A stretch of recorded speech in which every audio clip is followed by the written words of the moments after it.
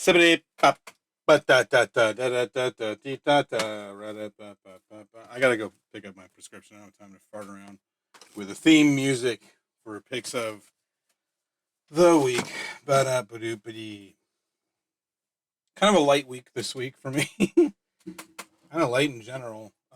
So pretty much everything I got this week was Marvel, handful of DC, and then like one indie book. Um, and also, yeah, I have to go get my prescription before the pharmacy closes. But I just wanted to knock this out first, if I could. First up is Predator Volume Two, Number One.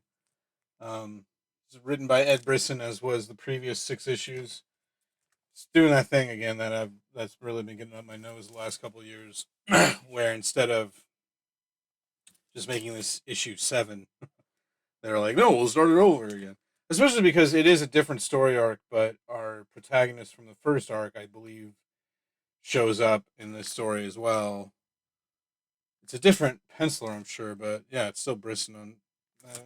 That's just the thing. I do wish they would do the thing that Dark Horse used to do, which was give all the series their own subtitle. So instead of a bunch of issues of one Alien series, they did Aliens Earth End, Aliens Genocide, which was the first one I read, Aliens blah blah blah, so on and so forth. This is just like, oh, it's Predator number one. It doesn't even give that distinction that it's volume two or anything like that. It looks exactly the same as the. Because this is something that I note when I'm filing these away in the back issue selection is like, this is this Marvel logo and the number placement and the UPC box. They always kind of slightly change over the years. So you can usually, especially if you're as into it, you can kind of tell from looking, oh, that's this year or whatever. But not so much when the last number one was 6 months ago. So, I mean, it's in a different year, but that happened, I think, with Silk, that's happened where, like, maybe Wasp too, where their series will end and then start again in the same year. Honeys, just do a series. I don't see what the big. It really feels like. I know I've said this a million times. It's a concession to non comic book nerds who publishers are constantly, and the industry is constantly trying to rope in because guys like me are a dying breed and we're also poor. So, and people don't want to be nerdy about it. They just want to have the story. Here it is, beginning and end. And I understand that the industry needs to stay relevant and it needs to adapt to the, this isn't the early 90s anymore. They're not just, comics aren't as popular as they were. But also, I feel like making concessions like that, you can fucking blow me. Like, that's so. Oh, I want this moron who can't handle buying an issue 37 in the middle of it and just reading from there, or maybe trying to go back and find that's too much for him to handle. Okay, well, make it a number one then. Who gives a shit? It's one of those things that for one thing, I'm just kind of cranky, but for another thing, I like I say, I realize that you know you got to stay with the times, and this is a very difficult industry to make any money in at any fucking level, really. Still, unless you're in the movies part of it, which oddly enough is very profitable, or the television development part of it. But it's not fucking comics, then, is it? That's something else entirely. Also, this week, this is my recommend for the comic shop too. This is X-23 colon Deadly Regenesis number one. Stars X-23, as the title might imply. This was when she was still X-23. Laura here is currently Wolverine. Her and Wolverine both share that name, in fact. Um, and she's on the X-Men on the main team right now, and Wolverine is on the X-Force, but that's it.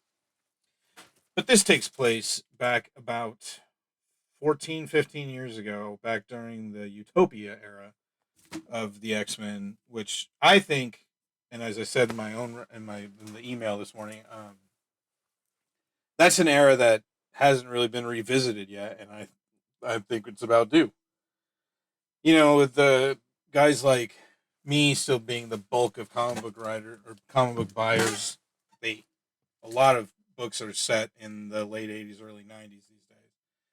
So this is one that's kind of like, no, well, what about the late aughts? We can set it there too. And Utopia was a fun era. That was when Matt Fraction was writing a lot of X Men, and his run was good, as I remember.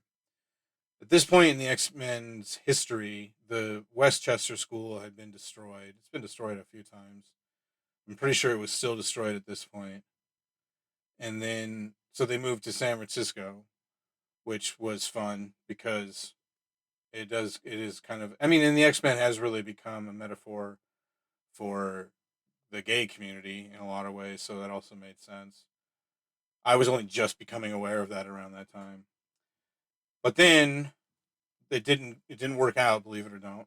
I think it was mostly that thing of where like there's just too many fights and stuff, and the city was like, we can't deal with all this. But out in the bay had crashed asteroid M. Asteroid M was Magneto's base of operations in an asteroid, as the name might imply, that was um, orbiting the Earth, and it got destroyed in a fight with the X Men, and so it landed the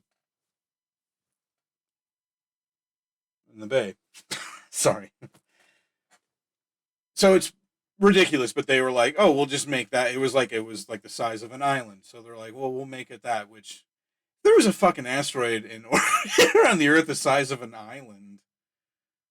Throw the tides way off. I'm not a scientist, but anyway. So, and that was a fun, and that was also around. I want to say, well, Schism followed that. Trying to remember. I want to say it was during the around the time of Avengers versus X Men 2, but I can't really remember. That sounds about right. But yeah, it was cool, and they wanted to be. It was not dissimilar to the Krakoan age now, where they wanted Utopia to be recognized as a sovereign nation, even though it was off the coast of California.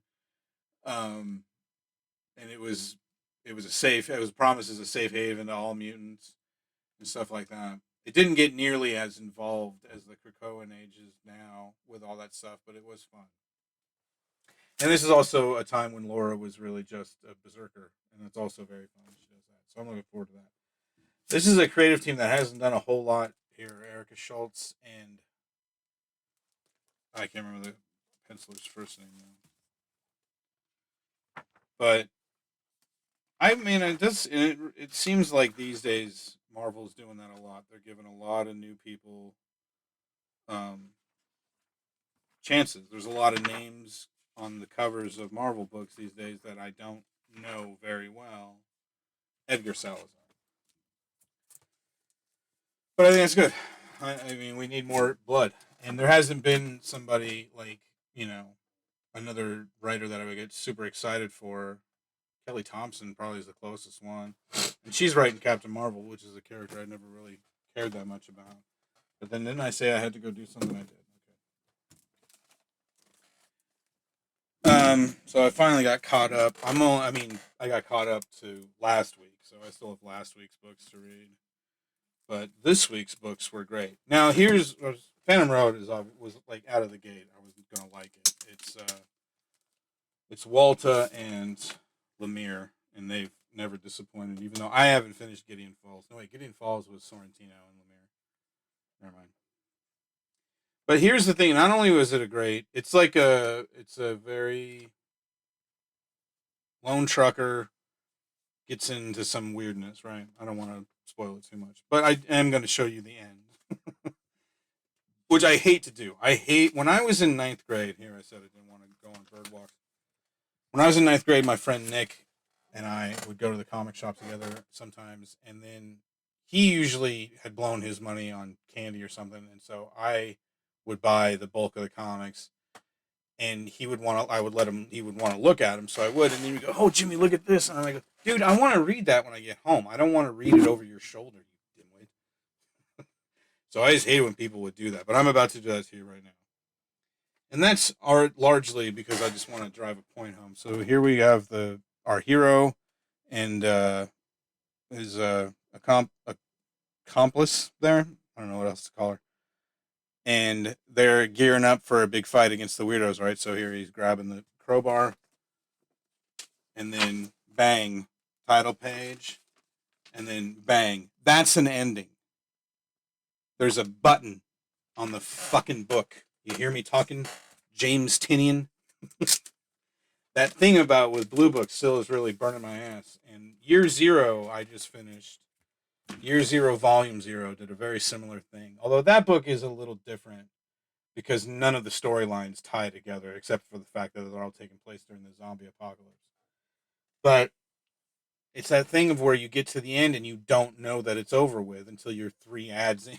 You're like, oh, right, this is the back of the book. That's how you end a goddamn book, everybody. That's all I'm saying. Great fun. Can't wait for the rest of it. This was also super good. This was, which doesn't surprise me, Cullen Bunn, who's about my age, is also super into Red Scare type stuff. And so he wanted to do a Russian book. Oh, and so it's one of those sorts of stories where you have the Nebuchadnezzar character who seems harmless, but then the rules start to change, and he's like a super secret agent. But it all takes place in Russia. It doesn't take place during the '80s like I kind of hoped it would, but it's still pretty good. And then last and most certainly not least was Cosmic Ghost Rider #1. I think I only opened this because I needed to remind myself because I read this immediately after finishing this video last week. Right. So I guess I don't know if I spoiled this last time. I think I probably did. The Cosmic Ghost Rider is, in fact, Frank Castle, the Punisher. A much, like an alternate universe sort of version, but he's in 616 nowadays. And so this is set in the not too distant future when Frank is a really old man and he's on hiding out, and he's divested himself of the Cosmic Ghost Rider, or has he? So that's more or less where we are. It's been because I read everything with I've read everything with Cosmic Ghost Rider in it so far. Unless he was in Asgardians of the Galaxy, which I haven't gotten to yet, but he's always Cosmic Ghost Rider, and he's never Frank Castle. And this is the first time that he's been drawn as Frank Castle, and it also draws this issue. Wait, no, I'm thinking of a different thing. Sorry, my mistake. It's still good. I mean, that was a no-brainer, I guess, going in. I should have done that one first. But I really wanted to get to my Phantom Road point that I made. That was picks up last week. Oof! Less than 15 minutes. You guys want to sit here for 2 minutes? Of course you don't. What kind of question is that?